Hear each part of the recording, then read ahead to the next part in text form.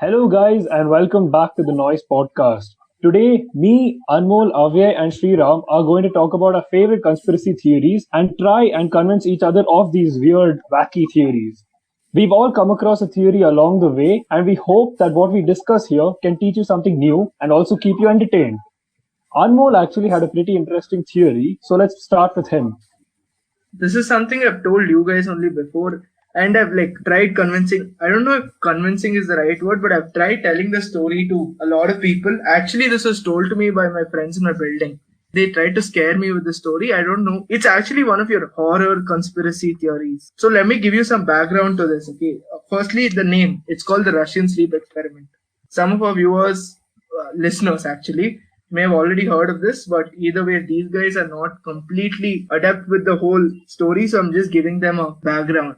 Everyone knows about Cold War era Russia, right? Not just Cold War era, even World War II time Russia. Yeah, so they basically experimented on everything, and they wanted a perfect soldier kind of thing. So this was part of an external research which when I was reading up, I found out. Basically, there were after the Soviet Union broke up, there were a lot of files which were declassified. In one of these files, there was one very disturbing account of where they cut off a dog's head, administered the dog's veins and arteries with blood itself. They basically gave the dog an artificial circulatory system, an artificial heart, and kept only the head of the dog alive. The dog's head supposedly remained alive for 12 days. That's almost 2 weeks. That's pretty shocking in itself. So the same files which revealed similar information, there were some files which went missing or they were not properly declassified or so.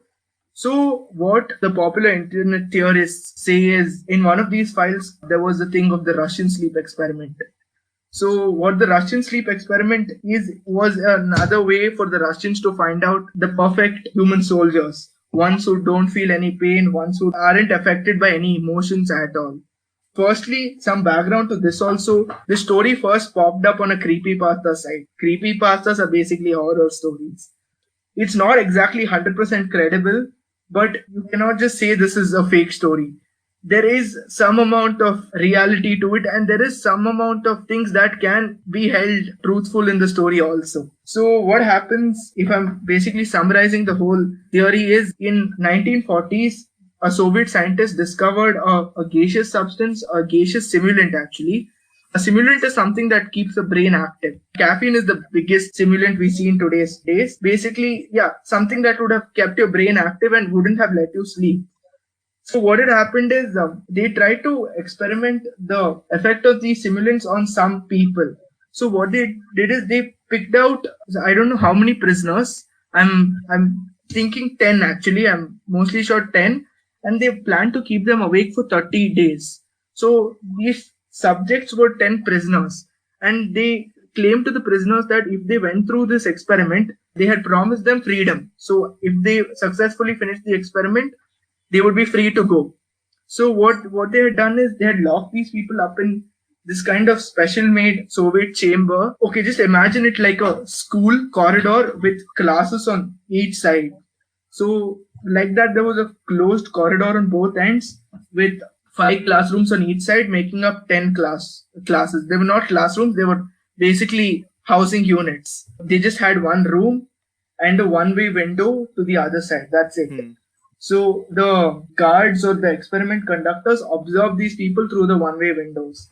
So the experiment began. Simulant gas started releasing, and things went normal for the first 2 days. And it's pretty normal. People in college also stay up. They go ahead with all-nighters for 2 days, even 3 days. So till 3 days, it went fine. College, are you sure? Yeah, even in school we've done. We still do it, but yeah, exactly. So these guys, 4 days was fine, but beyond this, right? That's where they started. When they were conversing with the subjects, they started recounting disturbing things, like them seeing stuff in the background, them seeing stuff in corners, other things like this. Now the weird part. So on the 4th day, a man started screaming for so long that he tore his vocal cords. So then at this point, researchers started looking at this guy intently. So suddenly all the other prisoners, they came to the room and tried blocking off the glass window from the experiment conductors to see the person who was screaming. No one knows why, no one knows how, this is not recounted. So what they also did is they started using their own feces and put it up with paper and stuff to block the whole window Okay. to stop the person from seeing the person screaming. So this was one. Then they started doing this in every window. So it was completely blocked off from the experiment conductors. After some point, they're like, what's going on? They could hear weird noises coming from inside. They could hear screaming. They could hear other kind of weird noises. So supposedly when they went inside, on the 15th day, they turned off the simulant gas and reopened the chamber. So when they looked inside, they found that there were only like 4 survivors, and all of these people had been severely mutilated. Their legs had been cut off. They had been eating themselves. It just sounds weird right now. Wow. And Yeah. they had removed multiple abdominal organs of different like people who had died, and they had started eating them. And when a researcher asked one of the subjects, "Are you fine right now?" he said if the researcher does not turn on the simulant gas right then, he would have killed the researcher there. So all of these people were held and taken to the hospital. When taken to the hospital, they were found that there is no way these guys can survive like these, because supposedly some people had lost almost 4 liters of blood, which is impossible to live on. Even on further questioning, all of them said the same thing, that there is an inherent evil in humans which somehow sleeping suppresses. And them not being able to sleep for such a long period made the evil in them kind of not reincarnate, kind of show up. It became more dominant. So this is the crux of the story. There are more theories here and there relating to it. So what do you guys think? Is there some truth in this story, or is it just a complete horror story? Let's start with Ram itself. I'd like to believe it's horror because I get squeamish with things like this.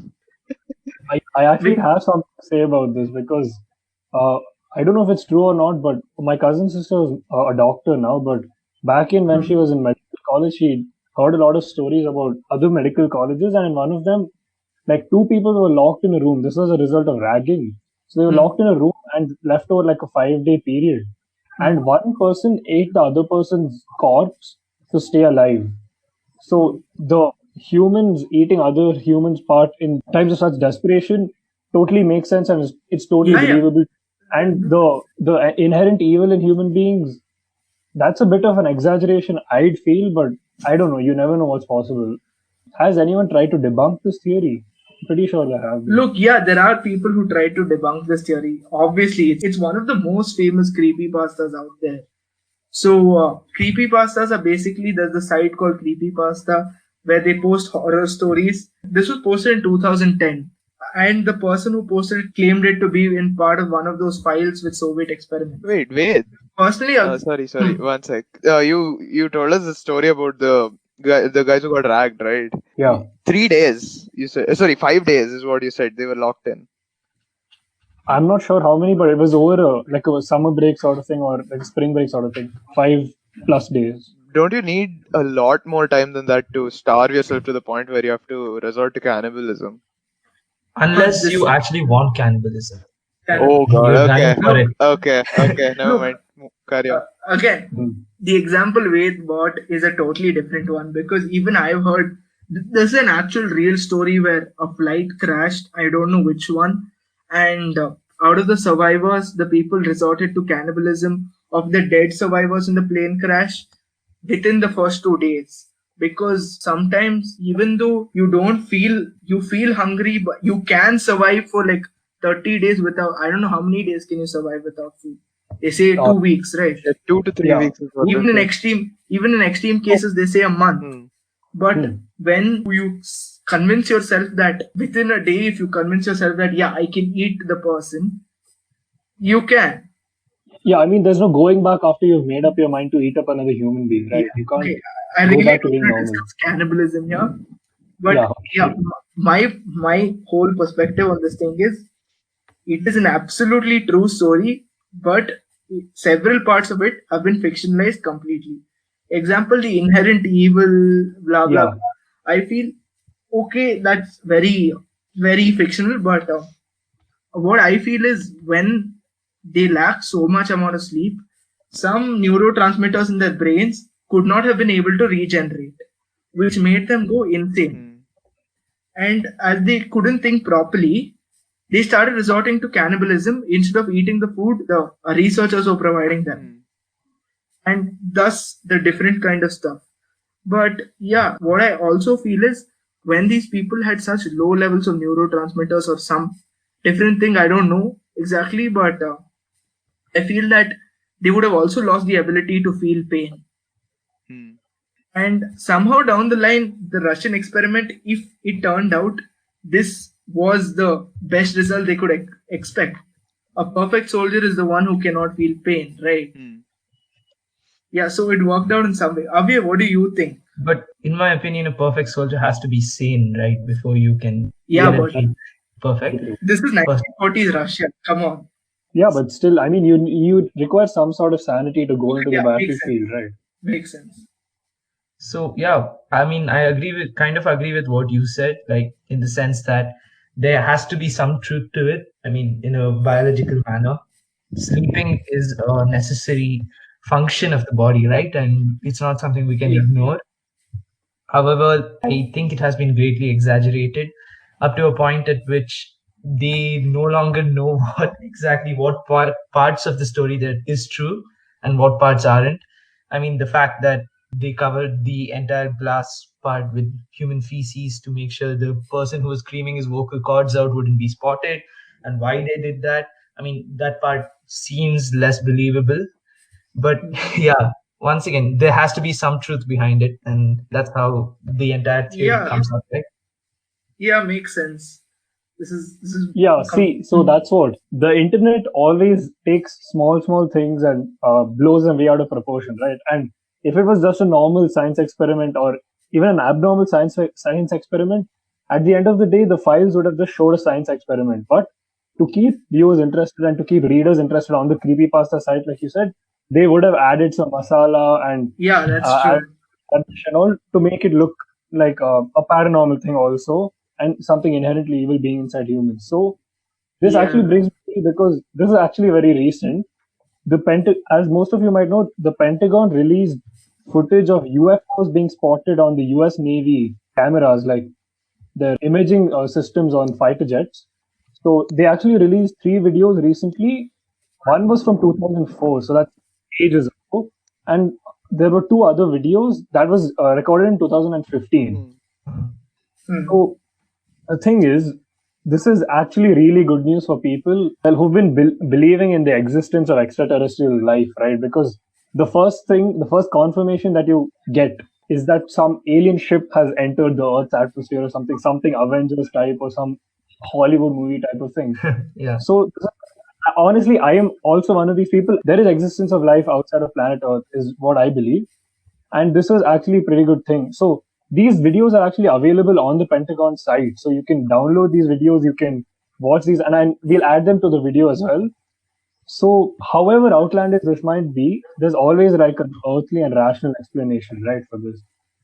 So astrophysicists have actually got a few explanations for this. It could either be atmospheric effects, like I don't know, I'm not an astrophysicist, right? So it could also be a result of reflection. Wait, so once I have a question here. Yeah, go on. Why are astrophysicists studying Earth atmosphere?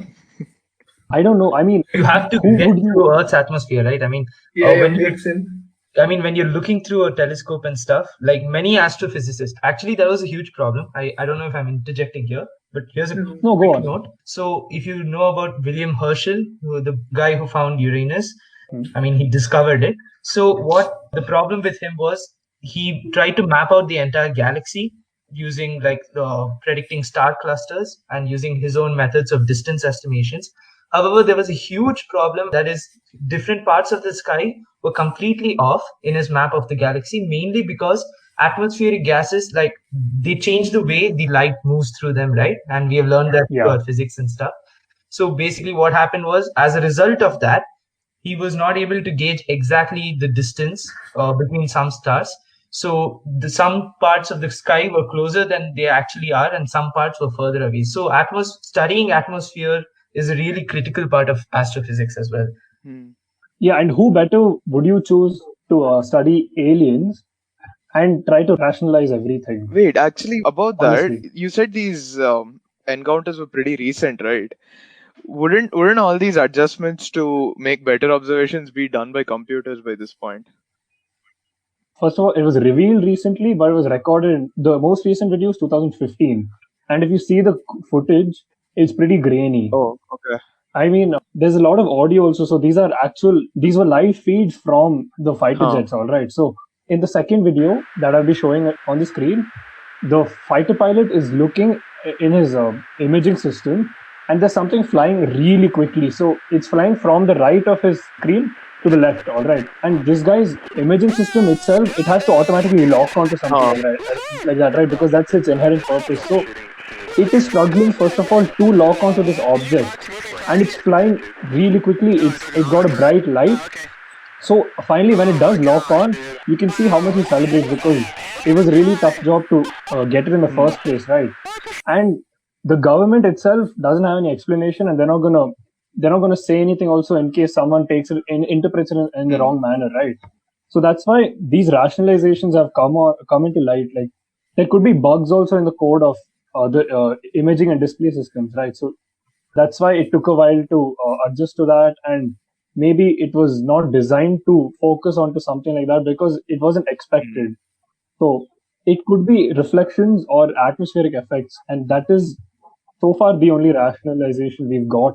Any real sort of explanation we've No, got. I'll tell you something funny. Okay, so I was listening to Neil deGrasse Tyson's podcast. He was featuring on some other podcast, and it was not about this specific case, but they were talking about UFOs and other things. And one of the hosts of the podcast asked him that, won't you think it's possible someone with an Iron Man suit is flying by?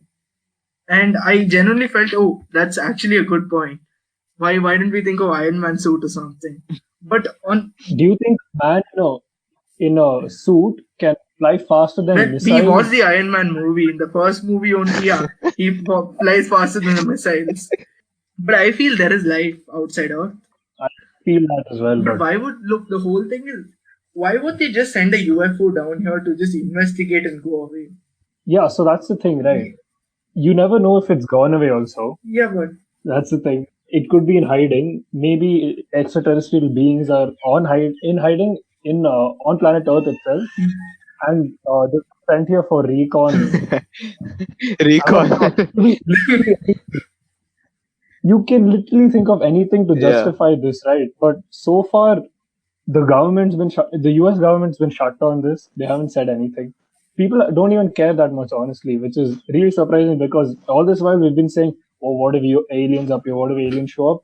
And at this point, everyone's so sick yeah, of that's this. because people thought the worst case scenario before this was aliens attacking us. An Yeah, alien. right now the worst case scenario is a deadly virus which we create, which was here on Earth destroying us.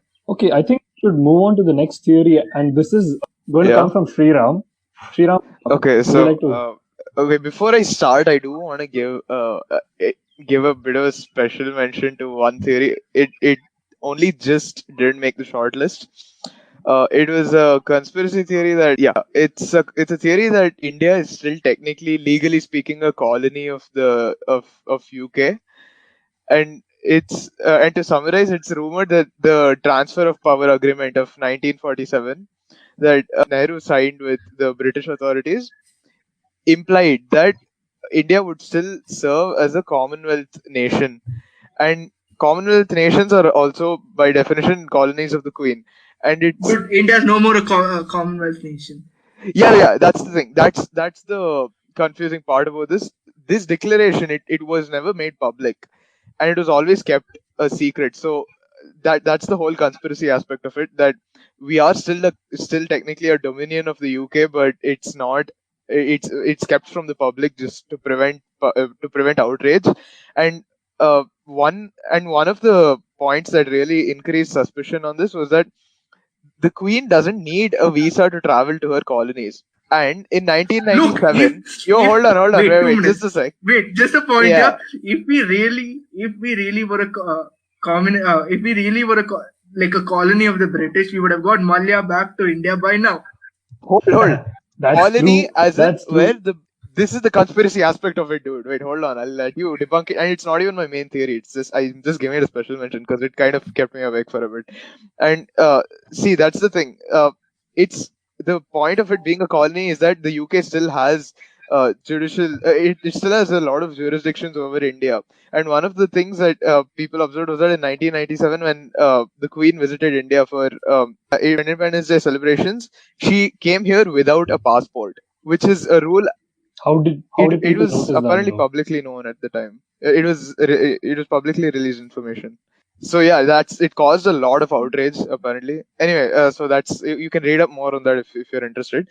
The main theory I'm getting to, it starts off with something that conspiracy theorists have they froth at the mouth when they hear the term. It's Project MKUltra, and it was also called the CIA Mind Control Program. It was basically a program where the Central Intelligence Agency, and this part isn't conspiracy by the way, it's an actual factually proven case where the CIA had a program where they illegally captured test subjects and okay, both legally and illegally got hold of test subjects for experimentation with psychedelic with the express purpose of turning any potential Soviet spies into double agents against their will, basically to use drugs and try and take over control of someone's mind. So Hmm. in the whole in the process they did a lot of really questionable things, like they coordinated with the US Army's biological warfare laboratory, and they came up with multiple psychedelic formulae, and I'm sure you've all heard of LSD, right? Yeah. This was one of the main substances that they used. And so basically what they did was the CIA, they harbored close relations with mental institutions, criminal detention centers. Basically, as one officer put it, places where they could get access to test subjects who didn't really have any power over themselves. And they use these programs to supply to basically dose these guys without their consent. In case of the criminals, consent was given, but not in case. I don't think you can consider that for the mental patients. And it resulted in some pretty horrific instances where many people permanently lost their memory. They went through so much psychological and physical torture that at the hands of their interrogators, they began to think the interrogators themselves were their parents, and they developed such close attachments that when they were separated from them, they a lot of them went into depression and even died as a result. Now, like I said, the purpose of this was to create double agents. And you've all watched the Bourne series, right? Yeah. Yeah. So I haven't. yeah, it was heavily influenced by this whole project.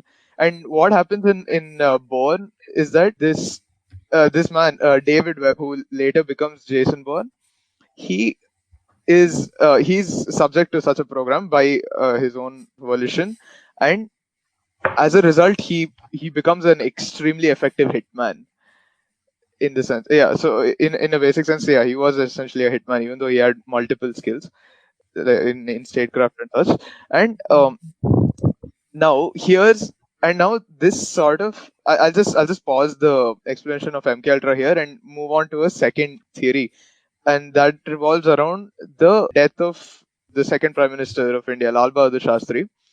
So basically, what happened in case of Shastri was that he traveled to Tashkent after the 1965 war to sign an agreement to formally end the war. I think it was in 1966, and one day after the agreement was signed, he was found dead in Tashkent in the USSR, and it was alleged that he died of a heart attack.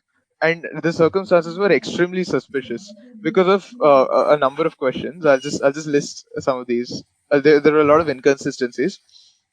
So so when inquiries were made into the records of his death, a commission called the Raj Narayan inquiry, it was established to ascertain the cause of his death. It couldn't come up with any conclusions, and there were no records in the Parliament's library of the inquiry, even though it actually happened. And on top of that, no one knows if there was a post-mortem conducted, because at his death ceremony, at his funeral, it was shown that his whole body had turned blue, and it was showing colorations that indicated poisoning, and there were a lot of cut marks as well. Which and since he was a very healthy man, overall, it was very unlikely that he died of heart disease as it was claimed. And another inconsistency was that he always carried a thermos with him, from which he drank water.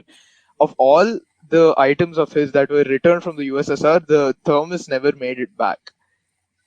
Now, one more question on top of this was that it was said that there were two witnesses to his death. One was his personal doctor, Dr. R.N. Chug, is what I'm reading, and his butler were with him the whole time. And the doctor always maintained that he was in perfect health and never had any heart issues, and that a heart attack was extremely unlikely. When he was going to testify in front of a committee, on the way he was hit by a truck and he died.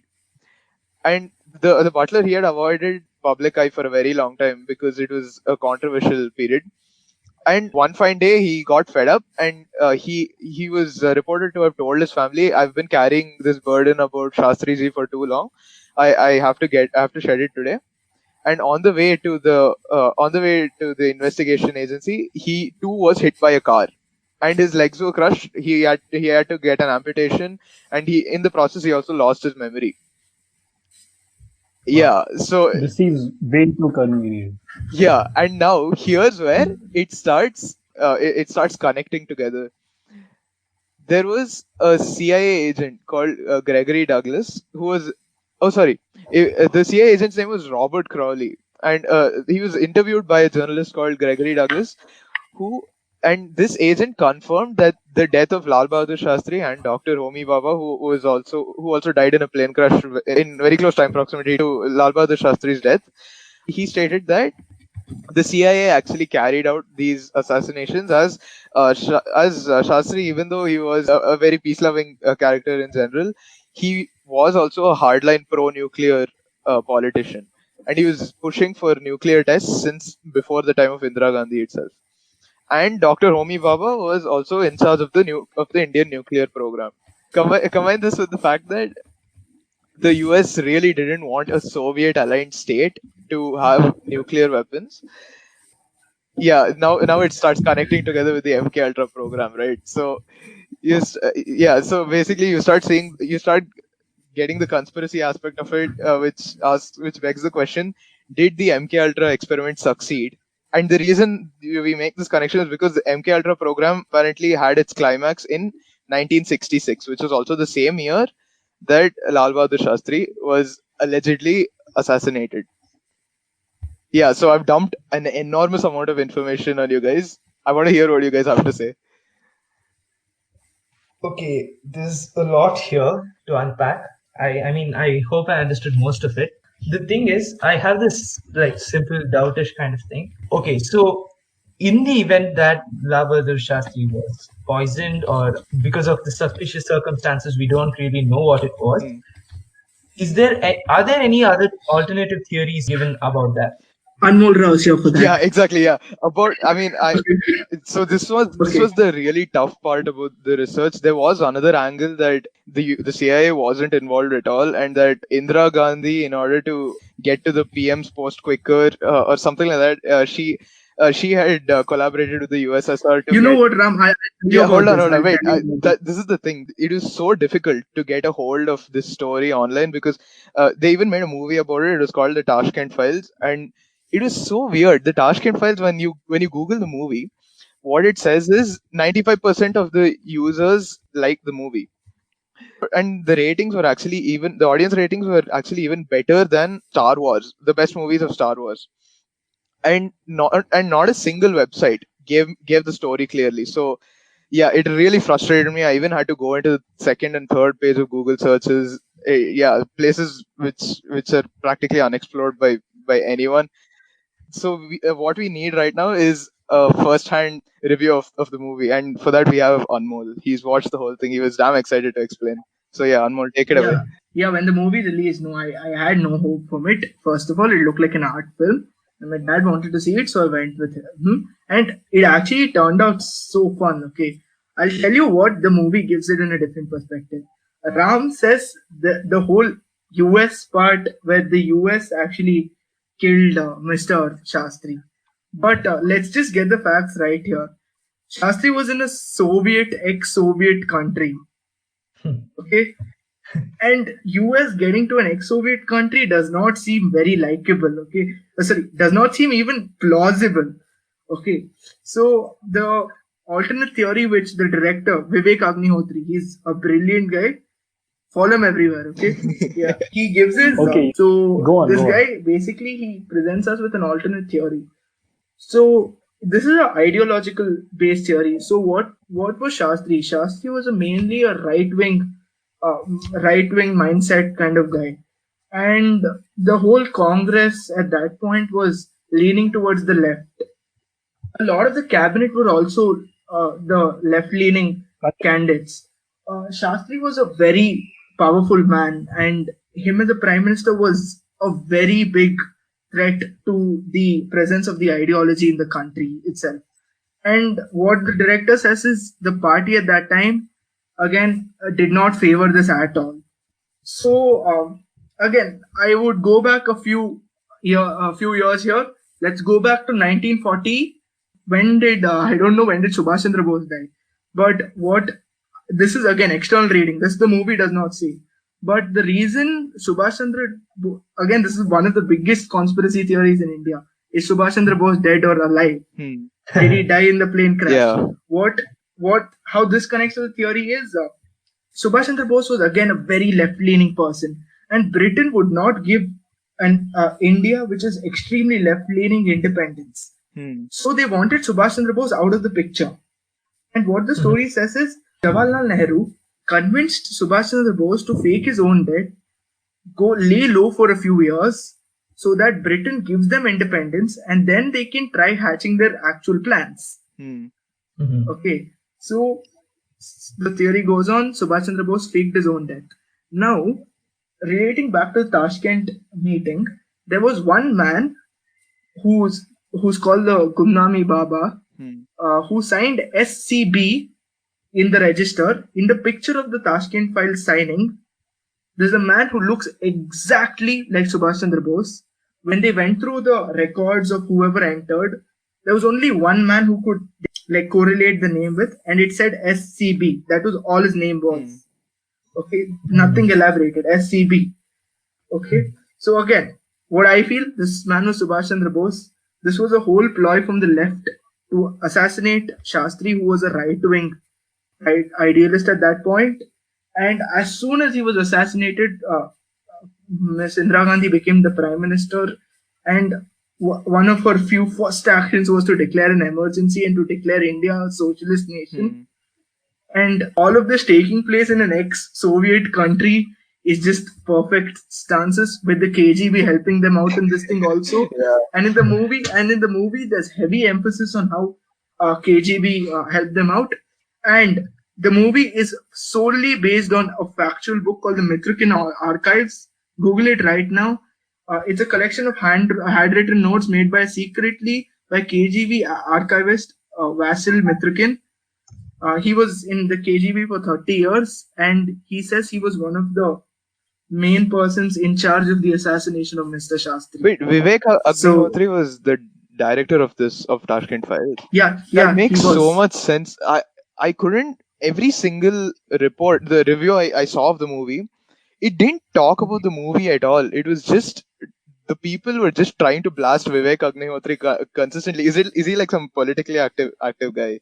Yeah, he's a very politically active That's what I expected. It was such a pain to Yeah, go he's through. He's also making another movie on a really big conspiracy. This is kind of closer home to Karnataka. So basically, the Konkans are a direct descendant of the Kashmiri Pandits. I'll give you proper reasoning also. The point is, we can look into the food. Konkans have this dish called dali toy, that is dal, and no other sect in South India especially cooks dal as a sambar or like dal in the way it's cooked in the north, except Konkans. Yeah. So what this goes ahead with is the Konkans are direct descendants of the Kashmiri Pandits. But why did they migrate here? The theory says there were a lot of influences from the Kashmiri landlords at that point, and there was also something to do with the political aspect also, and that's why they were forced to migrate down towards south of India, and that's what he wants to make the next movie Kashmir Files about. Oh, okay. So yes, yeah. So this guy seems like a damn cool director. I'm surprised I hadn't heard of him until now. But look, again with the movie, right? I found several flaws in the point that he had a really good story. Yeah. He had a really good way to put it across. But again, as a filmmaker, I saw several flaws over there. I'll give you an example. So a person dies in the movie. Okay. A person dies and he meets with a car accident. Okay. Right before the car accident, the camera shows a thing of his face. Like a scene where he just looks towards the camera. And this is supposed to be very, very natural. The very next clip after the man dies, there is a news anchor explaining that the man has passed away. And over there, the picture of the man is the picture of the man from the movie. Okay. In the movie scene. Yeah. Which seems really odd, okay.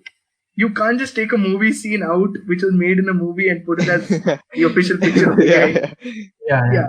So it's very odd. Do you actually believe it, or is there some part that this theory I'm like 100% for? This whole theory of Shastry being murdered by the Congress primarily is I'm 100% for it.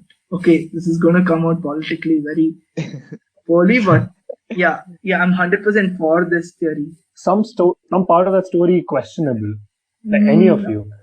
I mean, see, it is backed up by a lot of inconsistencies that they've proven. Like before, when they were making the movie, also about 2 or 3 guys filed RTIs, right? Yeah, okay. I think it's the same process. Yeah, and and the response given by the Prime Minister's office every time for inquiries into things like Shastri's death, Bose's death, Homi Jahangir Baba's death, all of them they came back as rejected under the exemption that they might harm foreign relations. So yeah, it does really confuse. It does really get you thinking. By the way, Homi Jahangir Baba's story, which you brought up, again, this also ties in the story in the way that Homi Jahangir Baba was very close with the upper tier of the Congress at that point. He wasn't very close with Shastry. Okay, so with the MKUltra killing him over there, that is very plausible though. Because again, Shastry was a man who didn't push for the nuclear this as much as you told actually. It was the cabinet of the Congress who were very left-leaning at that point. They still are to a high degree. But let's not get into politics that much. Let's actually discuss. So none of you believe that there are flaws in that story, or in the actual story, yeah. Because the investigation on this thing also was not begun for 40 years until another government other than the Congress came up. The investigation on this only began Prime Ministership of Mr. Atal Bihari Vajpayee. So there was a 40-year gap which was a Congress ruling gap. So if we're looking at an angle where the Congress is responsible for all of this, obviously there is a lot of evidence for it also. Wow, okay, that was an intense section. Yeah. Yeah, okay, so to build on that, right, I've brought up my own conspiracy theory as well. I mean, I cannot tell you that it will have as many twists or as many ghost paranormal stuff, UFOs, or the alleged killings as the other conspiracy stories. So I've tried to back that up. I'm really sorry I'm interrupting you. I genuinely feel the Indian conspiracy theories have so many twists and turns only because it went wrong in so many places. They had to cover it up in so many different ways that there are so many twists and turns. That's trying to fill in. So coming back to my topic. So I'm going to be talking about a conspiracy of a conspiracy involving AIDS or HIV. So to start off, I'll start by painting a picture of the conspiracy theory involved in this. So it's July 1983, right? And the world has just seen the first few encounters of AIDS, and we're getting ready to embrace the epidemic that's about to break out. So while the entire Western world is focused on that, a small paper in India, that is New Delhi, called as the Patriot, right? It published an article, said that the entire AIDS, the virus of AIDS, was made by the US government to kill homosexual men and men of African American descent. It must be like a shocking thing for us to hear that such a Wait, small what is the time. date for this? The year, the time frame? It's July 1983, Whoa. and that to Delhi, India. A small time paper in Delhi, India is publishing something about such a huge conspiracy Huh.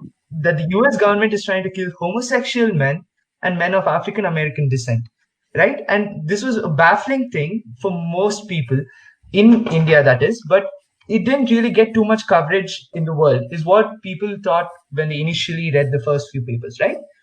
The article went on to claim that this was a biological weapon created, and it also detailed a military establishment in US in Maryland called as Fort Detrick, where the virus was made. So there was such immense detail in this tiny article, but people in India didn't really take it to their heads. They were like, yeah, okay, but it doesn't really matter to us. We are sitting in New Delhi, and this India isn't like floating with HIV yet, so we don't really see the point in this. So moving on to a few years later, right? This article, the conspiracy theory entitled in this article spread all over the world, especially in Africa. So it even went to that extent when a CBS anchor called Dan Rather reported it on live television in the United States. So now we have gone from a small article being published in New Delhi to a live anchor in the United States going against his own government saying that this has been created by my government, right? Huh. So that's the level to which this conspiracy spread. Now, the interesting part about this conspiracy isn't the conspiracy theory itself, it's the conspiracy behind this conspiracy that has been revealed by the US government and has been conclusively proved, right? So I'll start off with that. So, how was this thing pulled off? So, what is this conspiracy really? All of our ideas about what this conspiracy is and how it came to be is being bought by this person called Ladislav Whitman. He was an ex-KGB defector who defected to the United States during the after the Cold War, right? So, in an interview with a CNN anchor, I believe, he entitled the entire working of the KGB. And this is basically what he said. He said only 15% of the KGB is spent in espionage and 007 kind of stuff, where like he's sipping a martini with with a gun in his hand and stuff. So that's only 15% of the KGB. The remaining 85% is spent on this single idea. The idea has two terms to it. The first one is called ideological subversion, or the more commonly known term is active measures. Now, this may not seem like a spooky kind of a detail which is supposed to make your skin shudder, but it basically is a euphemism for disinformation. Okay. Right? So, when asked about what this entire part of the 85% of KGB was trying to do, this is what he said. And this is a chilling quote, right? And I think I'll get it displayed on the screen as I'm doing it. To change the perception of reality everywhere, of every American, to such an extent that despite of the abundance of information available to them, no one can arrive at a sensible conclusion in the interest of defending their nation. So what this does is it changes the very perception of reality of the people. So they no longer, even if there's conclusive evidence present right in front of you, you want to believe something, you're no longer able to defend your own nation, yourself, or your society. And that's a crazy idea when you think about it, right?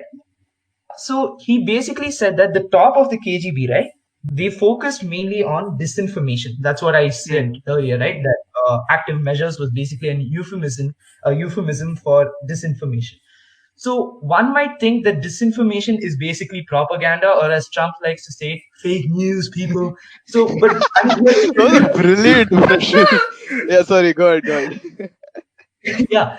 So the difference between propaganda and disinformation is very simple, right? So propaganda basically tries to make us believe something.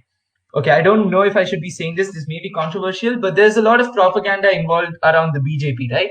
So they try to build propaganda about themselves being a good party. And I will not comment whether or not they're a good party, but there is propaganda involved there. However, disinformation is a crazy idea. So this was an idea made by KGB. So what it is an organized attempt to deceive us into believing something. Mm. So when you think about it, propaganda. Okay, so to paint an easier picture, right? I'm pretty sure you guys have seen the movie Inception. Have you Yeah, guys seen yeah. Inception? Oh my Yeah. God, it's getting so confusing. Yeah. Yeah. So in the movie Inception, Leonardo DiCaprio, whoever the character he's playing, he basically says that you cannot tell a person an idea and make them actually believe in it, right? I can tell you, hey, look, Liverpool suck, but Wade will seriously still remain strong to Liverpool because he's a proud scouter. Okay, go on. Yeah. 25 points. Inception, the idea behind Inception is for a person to actually believe in something, he must believe that the idea is something that he arrived at Yeah, himself. yeah. Okay. Yeah, I get it. So they go into several layers inside the mind and they make him plan the idea by himself. But disinformation works in a similar way, but I mean, there's no mind plugs involved, and Leonardo DiCaprio, I don't know if the spy looks as good as Leonardo DiCaprio, but the idea still remains the same. Yeah. It is like chipping away at you, whatever you believe in slowly so that you do not notice it and rebuilding something in its place. Okay, so to what extent does disinformation really help, right? So, conspiracy theories involved around JFK assassinated by the CIA. Oh I yeah, don't know I've if you heard guys of know this. it. Yeah. Which one? There are eight. This has been confirmed that it was started and propagated by KGB. Okay? Oh. The CIA trying to assassinate Pope John Paul II confirmed that it was made by the KGB. And even this, I don't know if this is a less popular one, that rich Americans were harvesting Latin American kid organs. This was a really famous thing back in 95, I guess, but now it has died down. This again was done entirely by the KGB. So when you think 95. about it, I'm sorry, 85. 85. Okay. Yeah. I'm sorry, 85. Yeah. So when you think about it, this actually works. So now I'm going to talk about the main idea, that is AIDS, right? They did this to such an extent that Kenyan ecologist Wangan Maathai, I don't know if I'm pronouncing it properly, blamed the US for the AIDS in her Nobel acceptance speech. To that extent, it was spread and imbibed in the minds of Africans, right? So how did they do this? So first off, we come to the article published in the Patriot. The Patriot was bribed by the KGB. So KGB operated like this. They would go to This third is world fact or nations. conspiracy? This is a fact. Okay. This is an actual Yeah. fact. That's why this thing is crazy, right? So Patriot was actually bribed by KGB.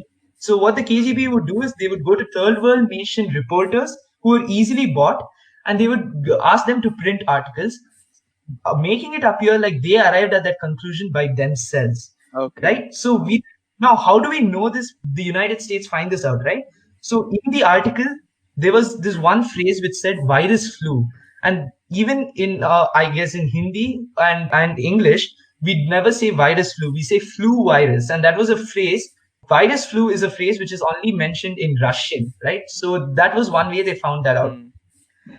So what this story did was the story gave this entire thing gave the story acceptability when nobody was searching about its origin, right? So people were basically struggling to come to terms with this huge epidemic that was being brought forth, but no one was really looking at the origin, right? So what happened in 85, right? By 85, this entire thing had died down a bit in India. Like no one was really that into it in the first place, but it had done its job. So in 85, what they did was they published it in a Moscow paper saying that based on Indian research, we have also come to the conclusion that so and so and so. Okay. So what they did was plant the information to a third party and use that third party to be the first-hand information and act like, oh my God, you just told me something new, and publish it by themselves. Wow, okay. What I got from this, so let me tell you what I understood from this. Yeah. That CBS bought a fake story that was sold by the KGB, and CBS and CNN together spread this fake news that you claim in the whole country. Yes. The point is that they didn't know at the time it was fake news. And I'm getting to why it went up to such a huge extent that CBS and CNN would report against their own country, right? So in 86, there was a German. There's this German by the name of Dr. Jacob Segel and his wife. They are scientists who are working in this German university. Hmm. They were bought by the KGB to publish a scientific article, not any just not just some news interview or anything. A scientific article which said that the virus was 100% made in the US in a lab, okay, and they had proof of its origin. So now this was a turning point, right? Because when a scientist from Germany, like after the World War II era, Germany was known to be like really good in science, right? We have like prominent scientists coming out of Germany. So when a German scientist claims that this is 100% true, that's when like people started actually believing in it. So this went viral, and up to when 1987, when, as Wade said, CBS anchor went on national television and broadcasted this. So this entire operation, which I've just laid out to you, is called Operation Infection, spelled with a K. I mean, that's the most Russian thing that can happen, right? Yeah. So how did this entire thing come out? Like whatever I've told you after the conspiracy theories, how it was debunked. So how did that happen, right? So that basically happened when US State Department, they formed this group called the Active Measures Working Group, and they proved this was fake and established the links, right? Now they did this by publishing a report and gave a live interview as well. Now, this is how out of hand this interview got. The people were already turned against US, right? Even Americans were slightly beginning to get turned against America itself. When we want to believe something, even though all evidence contradicts it, a slightest bit of evidence in your favor is enough to turn all kinds of heads, right? In the opposite direction. And this is exactly what this did, to the extent that this article went directly to Mikhail Gorbachev. And for those of you who do not know who he is, he's the president, prime minister, everything. He's the head of Soviet Russia, right? Yeah, the last head of Soviet Russia. Exactly, yeah. So, I mean, you have to imagine what level he was in, and a small group called as the Active Measures Working Group managed to get his attention. Now, the US took this momentum for themselves. The Secretary of State, George Shultz, he had a heated argument with Gorbachev himself, in which he even used the term butthead, I believe, in a direct conversation with him. So that's how ballsy they were feeling at this instant. They were like, oh my God, we're US back again. We don't kill our people.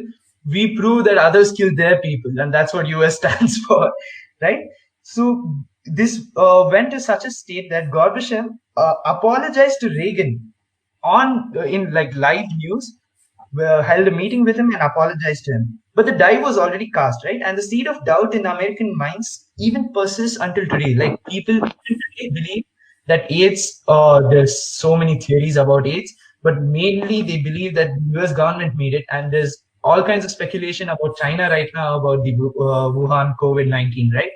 So yeah, we never know exactly what's going on. I mean, this was a huge conspiracy theory in a conspiracy theory kind of a thing, with KGB doing such extensive work to cover up so many things, in the interest of changing the world to what they it should be. So I don't see why the COVID-19 the China being blamed for it could be a similar attempt as well.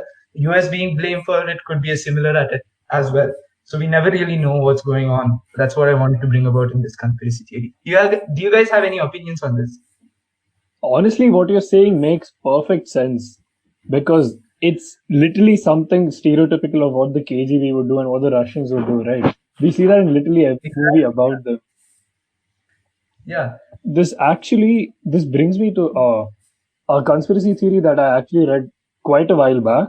You must have all heard about how this plane, Malaysian Airlines plane, MH17, was shot down in the Ukraine.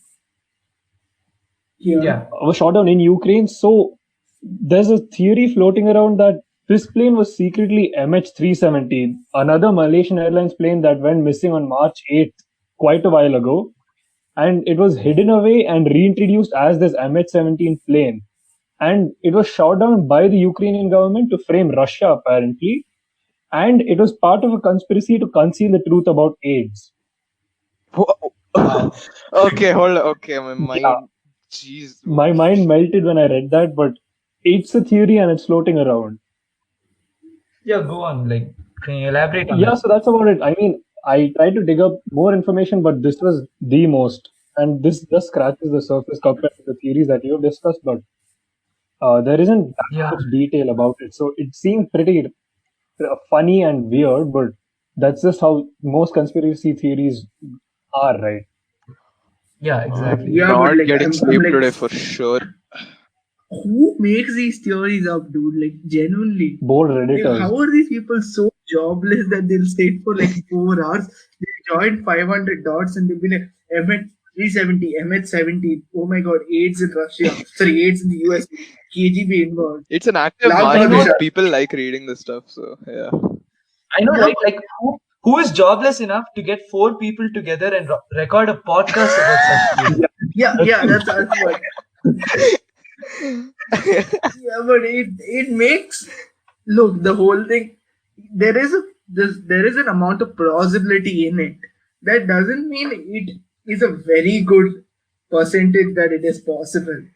With the whole AIDS thing, yeah, it's a debunked conspiracy theory. But the MH370 being related to this, I genuinely doubt it. Yeah. I think it's more of the aliens thing involved here. I think there's like a larger percentage that it was abducted by aliens than it was reintroduced and shot down. No, actually, I believe the reintroduced part more than the aliens part. I mean, come on, what is the reason behind the plane getting abducted by aliens? Actually, there's another Wait, thing there are UFOs popping up everywhere. We don't know why. everywhere. Why won't they just take a plane? Why would they take a plane? They Wait, I one don't second. know. I like how casual Anmol is with saying that there's UFOs popping up Everywhere. everywhere. Like, have you seen thing, like he wakes up in the morning. Hi, UFO. Good morning. Yeah, it's fine. Yeah, I genuinely like sometimes when I look in the sky, you know, when there's something weird, I try to take a video of it, and half the time it turns out to be a plane. Yeah, but The other half of the time it's a that's the bird. normal thing. Yeah, but I genuinely feel that aliens abducted it for some reason. I don't know why though. There's actually It's way more. that's actually a theory about MH370. It's very brief. It's something to do with Boeing itself. If I read it correctly, I'm not sure. So there was some instrument on board, and that was hacked into by people on the ground, and that is why it crashed. Oh, sort of like the 737 Max thing. Sort of. Yeah. Okay. So people, whoever hacked into this, tried to obtain that some secret files that was stored on board. That now I don't know which government was involved, but there's not that much information. Yeah, you talk about hacking also reminds me of one more theory. I'm not going to be very elaborate on this. Basically, there was this whole thing where a lot of money was stolen from some bank in an African country because their bank in an African or one of Malaysian country where their weekends are Fridays and Saturdays, not Sunday. Okay. So their weekends are on Fridays and Saturdays. Exploiting this, somehow they got a lot of transactions from a country's accounts to abroad account somewhere in, if I'm not wrong, in Cuba, and that money was transferred to an account in China, and from there it completely vanished. Oh, is this like What a lot of- Lazarus? Is this like Lazarus? This is Operation This is Lazarus. Okay. You want to elaborate on that? Lazarus. It's actually kind of fun. Yeah, I don't know the full details actually, but what if you can elaborate? Just No, I don't know the Be brief. details. That's why I'm asking you. I don't know the details exactly. It is Lazarus. Lazarus was actually a thing which people said was convened by North Korea to get a lot of money. But when I read up further, this was for a month I read this about. I found out that there's a conspiracy going on that Lazarus project. Lazarus was actually done by China, where they promised to give North Korea 50% of the money they recovered from the thing if they took the blame, and North Korea agreed. This was only because China wanted to check out their hacking capabilities and their capabilities of getting money in a case of emergency. Oh. And if it worked out, yeah, they can do it. This is crazy. And when the Lazarus thing happened, right? I remember this was post Raghuram Rajan's. No, this was as soon as Raghuram Rajan became our governor of RBI. Someone asked him on Twitter, "Is it possible with India?" He said, "Sadly, it is, and we have no way to countermeasure it." Wow. So basically, they can target any country right now. I mean, it's unlimited power on their hands, and it's scary. Yeah, and but Yeah. scary thought to think about it, right? I mean, there are so many stories and theories about people hacking. We can literally fill an entire episode or two entire episodes about this, because that is the currency right now, right? yeah. Forget terrorism. I mean, forget your normal hand-to-hand combat or weapons or nuclear weapons. It is cyber warfare that will define like who's The going to future. stay on Yeah. top at the end, right? Future, Yeah, in the that's immediate future. Anmol, just one thing. hmm, Good luck editing this episode. yeah. So I think what I said about the plane, about MH17 being secretly MH317, was a pretty weird conspiracy theory, right? And there are so many more out there, and I think Anmol has a handful of those. So Anmol, Yeah, like go ahead. when we were discussing what to talk about this, what I thought of was those weird conspiracy theories we had as kids or we told around in schools. Like the biggest, yeah, the ones which come, bro, did you know about this, bro? Like, yeah, obviously the first one has to be Kurkure is made out of plastic. Everyone got told me. me this. That was the best. Everyone told me this. And the best thing is everyone told us the same story. If you burn kurkure, it'll drip out plastic, it'll turn full black color and all and fall on floor. And it will melt A and fall. teacher told Yeah, us it'll this melt and actually flow. in school. Yeah, a teacher I told think it us was in fourth Yeah, grade. It was crazy. But it is a polymer, but it's not plastic. It's a food grade polymer. So it melts. Yeah, the next one is, this one I'm 100% sure everyone has. If you swallow a seed, a tree will grow in your stomach. This was nice. This was nice. I liked it. Okay. You guys have any of these, sir? See, the thing is, I don't have that many theories, but more of superstitions and stuff like Yeah. if you cut your nails at night, an elephant will come and visit you or something like that. Seriously? Okay, I So- had Oh, ghosts. I've not heard of this one. Yeah. And I'm not even afraid of elephants, okay? I mean, who are you trying to scare? Okay, I remember this one more thing. We brought up so much about AIDS, okay? So this was back in third grade. I'm not naming the school, but in my school there was a big rumor that our swimming pool was closed down for like 6 weeks, okay? Basically it was cleaning of the swimming pool, but as third graders we didn't want to believe that. Some sixth grader or someone came and told one third grader swimming pool has AIDS in it. we third graders don't know what AIDS is. So we are like, oh, everyone knows. So swimming pool has AIDS in it. So don't go swimming afterwards. And all. Okay. So this news literally spread like wildfire. As third graders, we told second graders. Second graders told first graders. And literally almost all the juniors in school knew about swimming pool has AIDS in it. Dude, Yeah. this is actually a really famous thing. It's a real thing that happened abroad. Happened, yeah, I know. Yeah, this was a 4chan thing and it was spread Oh, everywhere. right. I remember this. Swimming pool closed due to AIDS. Yeah, pools closed due to AIDS, okay? And But that was a racist propaganda, actually. Yeah, I know. I mean, we were innocent back then. We didn't Yeah, know yeah. about phone. There was One more actually thing. there was one more. I think Anmol, you'd know this. In our school, again, I don't want to name the school. So near the throw ball court, when you jump on a certain area, it sounds like you're Uh-huh. beating a drum, like as if it's hollow over there. Yeah. Yeah. Yeah. Yeah, so at this coincidentally at the time when we found this out, there was apparently some investigation going on into Oh, yeah. our I chairman, know. into the chairman of the school. Oh, no. And everyone was completely taken over by theories that, oh, he's hiding his money there. Look at that. Not put this up. I remember there was like a huge part dug out under the sewage, and I just went to one of the kids and I'm like, bro, do you know where he hides his money? There or No, you said demonetization 2.0 is incoming because of this. yeah. I remember we found some pan masala packet with the person's picture on the face. I'm like, look, that's the new currency or something. Oh my god. Okay, yeah. Thank God you spoke about the demonetizations. Remember there was like a lot of talk about the new yeah, 2,000 rupees. Yeah, the microchip in the thing which will track everything and stuff. Oh, like right. that. I remember Like, that. It was crazy. you carry a mobile phone around, you've got enough of tracking software on you at all times anyway. I don't No, think they wanted to track black money. Yeah, even I So- believed this at one point. I actually solid believed this theory at one point. But I mean, it yeah, was even pretty I did. It came on the What's news, obviously. Yeah.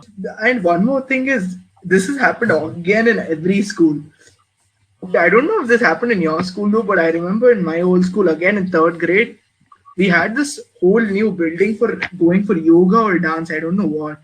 But the Wow. whole new building was basically occupied by seniors, and otherwise it was abandoned. So I remember the third floor, no one used to be there. So there was a big room where that third floor bathroom has a ghost in it. This was there in every school. I think there's one version of that in every school. Third floor I bathroom don't has remember who, but a... yeah, go on. Go on, you go on. Yeah, okay. So I just remembered something like back in seventh grade, right? In our school, I was, yeah. So what we would do is in the eighth period or in the ninth period, that is one period before the last period, we would, like 5 of us who had to go to basketball practice would go out of the class fast, go to change our clothes to get ready in clothes for basketball practice, just so that when like all the other guys come downstairs, we're already wearing like different clothes and we can flex on them that we have different clothes. Okay, basically that was the point. Typical But the thing basketball. was, yeah, but the thing was, the place where we used to change, right? On the other side of that place was this like house which had a rottenish kind of door. Okay, and back then that's all we needed. I remember there were two other guys. Oh my god.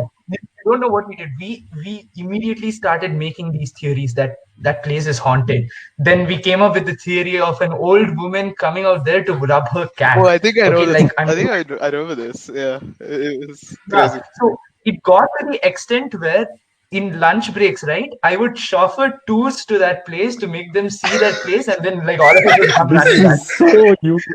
And I remember this, okay, like our classmate, I don't, Advait, right? No, I don't know if I should be mentioning his name, but I dared him to come with me alone on a chauffeur tour once, like without any other people, just me and him. We came over, he was acting pretty ballsy and saying, hey, yeah, I'm not scared of all ghosts. Yeah. So he comes over there, right? Once we are over there, I had this box in my hand. When he's peeping, I mean, when he's trying to see what's on the other side, I drop the box. He sprinted. And he told everyone about the ghost that was there. That was one of the best memories I have of like middle school and high school. It was really fun back then, right? But the point is, these kind of stories somehow gain traction also. Like, though they're absolute rubbish, they gain traction. And the best part is, I liked how Avia made a whole tourism industry out of this thing. People till there, look there. But yeah, I remember even when we went on field trips or picnics, however you guys call it, that's your overnight stay. I remember once we had this big thing when we went to, I'm not naming the place again, we had gone there and so obviously they put all the boys in one floor, and above that floor it was completely abandoned. They were actually renovating that place. So basically wires hanging. Was this year? Wires, Ooh, that sounds great. yeah, Okay. wires hanging, unpainted walls, just basically concrete walls without any painting, anything.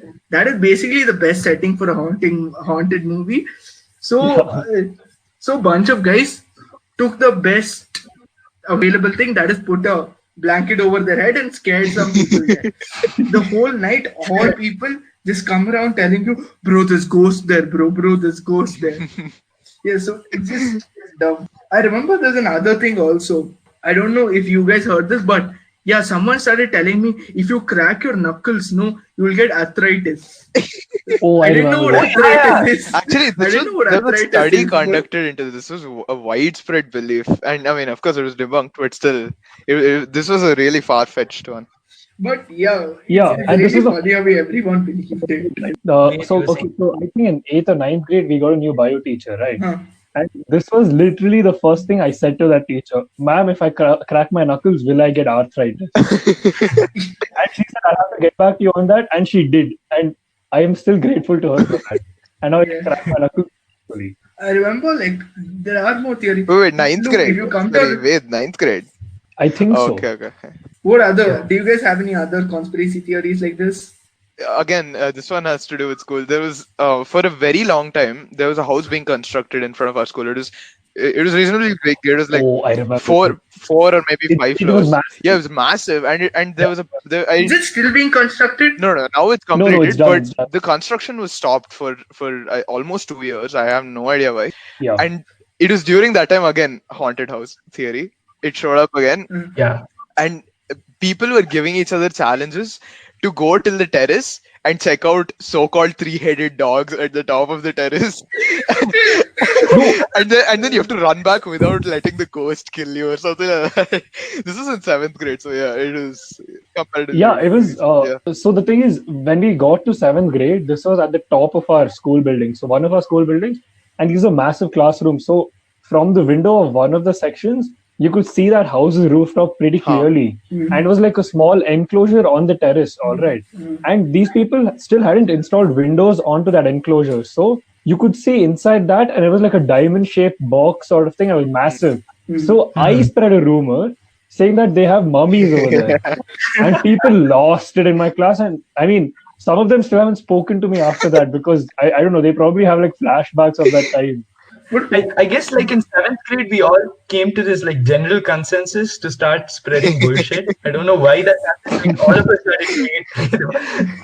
I mean, like I remember like so many of our friends started making up so many stories and all kinds of things, right? I think that was in 7th only. But yeah, this is what makes school life nice, right? Yeah. Yeah, it's the stories that make school life great. One or two random rumors you start, and then like 2 to 3 random rumors that come back on you. Yeah, I mean, Like it's a circle of life, right? Yeah, exactly. So I think this was one of our longest videos so far. We hope you guys stay till the end. Stay safe and don't forget to wash your hands and subscribe to our channel. We'll see you in the next one.